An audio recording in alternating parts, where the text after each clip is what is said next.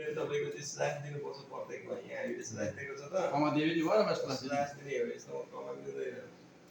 यहाँनिर चाहिँ तपाईँको स्ल्यास दिने, कमा चाहिँ यहाँनिर दिने, यो सेटमा चाहिँ तपाईँको कमा दिने। यस्तो यसरी तपाईँको सूत्र बनाउनु पर्ने, यसरी जाने। तर हामी सूत्रतिर नजाउँ, हामी के बुझ्दैछौँ, प्रोसेस चाहिँ कम्प्लिट हुनु पर्यो होइन। प्रोसेस कम्प्लिट गर्नको लागि चाहिँ तपाईँको यसरी एनजिएलआइएसएस, अब इङ्ग्लिसको अगाडि क्यापिटल चाहियो भन्नाले अरू मिस्टेक केही छैन।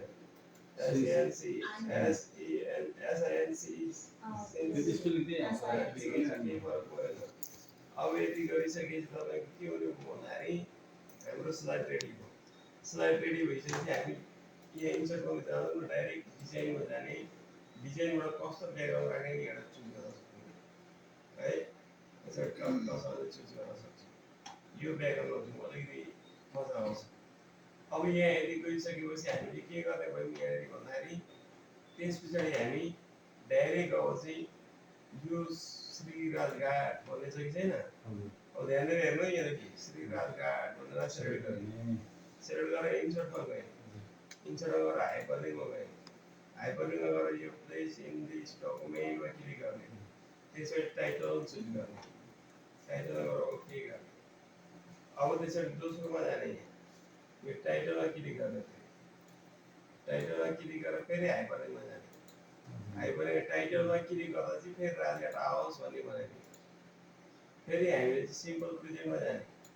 सिम्पल प्रेजेन्टमा क्लिक गर्दा के आउँछ भने सिम्पल प्रेजेन्टै आउँछ यहाँ छ।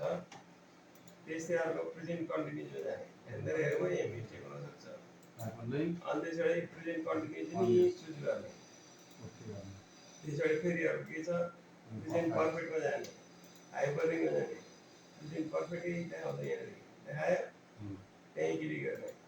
त्यसै तपाईँको अब त्यहाँ लेखेको छ भने देखाउने त हो। अब तपाईँको यहाँ अर्को के छ, प्रेजेन्ट पर्फेक्ट कन्टिन्युसमा जाने। यहाँ प्रेजेन्ट पर्फेक्ट कन्टिन्युसै छ। त्यहाँदेखि मुटुका हामीले दुईवटा टपिक छ तर बनाएको छ त छैन, अहिले यतिलाई मात्रै गर्ने। अब त्यसरी फेरि कहाँ जाने, यता त जाने भयो, तर यो सिम्पल प्रेजेन्टमा क्लिक गर्दा फेरि के आउनु पर्यो त, फेरि ब्याक आउनु पर्यो नि त। यहाँ क्लिक गर्दाखेरि हाइपरलिङ्कमा जाने, टाइटलमै आउने। फेरि त्यसरी तपाईँको प्रेजेन्ट कन्टिन्युसलाई माथि सेलेक्ट गर्ने। प्रेजेन्ट कन्टिन्युस सेलेक्ट गरिसकेपछि यसलाई कहाँ जाने, फेरि टाइटलमै आउने। ब्याक आउनु पर्यो क्या, नभए फेरि यहाँ प्रेजेन्ट पर्फेक्टमा जाने। यता कहाँ जाने, प्रेजेन्ट पर्फेक्टमा गएर भन्दाखेरि हाइपरलिङ्कमा जाने, टाइटलमै आउने। लास्ट हामी प्रेजेन्ट पर्फेक्ट कन्टिन्युसमा जाने, केमा जाने, यो टाइटलमै जाने भयो। यदि आइसकेपछि अब सबभन्दा माथि आउने यो स्लाइड 1मा आउने र F5 थिच्ने। थिच्यो, F5 थिचिसकेपछि अब हेर्नु यहाँ श्री राजघाट बेसिक स्कुल होइन, उनीहरू नो मोरल फोन नम्बर यति। यो मेरो फोन नम्बर हो, तपाईँहरू अङ्ग्रेजीको आवश्यक पऱ्यो भने मलाई सम्पर्क गर्नु भन्ने विद्यार्थीहरू। अब आज हामी अङ्ग्रेजीको टेन्स पढ्दैछौँ भनेर टेन्समा जाने।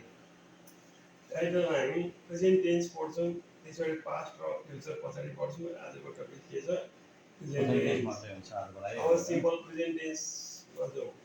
सिम्पल प्रेजेन्ट टेन्समा जाने बित्तिकै सिम्पल प्रेजेन्ट टेन्स खोलो, subject infinitive verb singular verb object. यो चाहिँ सिम्पल प्रेजेन्ट टेन्सको स्ट्रक्चर हो। छ छु छौ छन् छन् भन्ने शब्द प्रयोग भयो भने यहाँ प्रयोग गर्ने। केटो एउटा छ अथवा केटी एउटी छ अथवा एउटा मात्रै वस्तु बुझाउँछ भने सिङ्गुलर भार्बको प्रयोग गर्ने। सिङ्गुलर भार्ब भनेको भफाइ हो भन्ने। नेगेटिभ बनाउँदा चाहिँ भफाइ प्रयोग भएको सेन्टेन्सलाई नेगेटिभ बनाउँदा subject doesn't plus infinitive verb plus अब्जेक्टको प्रयोग गर्ने। यो व्याख्या गर्ने कुरा, इक्जाम्पल गराउने कुरा टिचरको कुरा हो। फेरि यहाँनिर अब क्लिक गरिदिउँ।